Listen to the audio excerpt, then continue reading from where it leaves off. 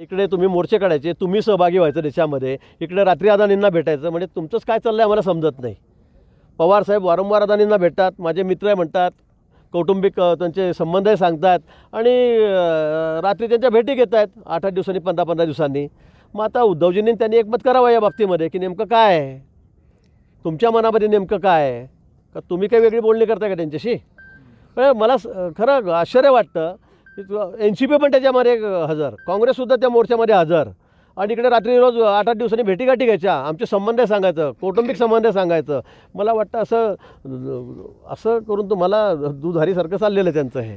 उद्धव ठाकरेंना राम मंदिराचं निमंत्रण मिळालं आहे असं कळत आहे. राज आणि उद्धव ठाकरे दोघांना मिळालं आहे का, परंतु दिलंय नाही, मला त्या संदर्भामध्ये काहीही माहिती नाही. आम्ही मंत्री आहोत पण आम्हाला तर कुठलं आमंत्रण नाहीच आहे, त्याच्यामुळे त्यांना मिळालं की नाही हे मला माहीत नाही. पण त्यांनी जे ते राजकारण केलं, म्हणजे पत्रिका सुटण्याच्या आधीच त्यांनी जे आम्हाला मिळालं नाही ते चालवलं होतं. मला वाटतं ते तर फारच रोज उठून आमचे राऊत साहेब तर ते सांगत होते, आम्हाला दिलं नाही, भारतीय जनता पक्षाचा तो वैयक्तिक कार्यक्रम आहे, असं आहे तसं आहे.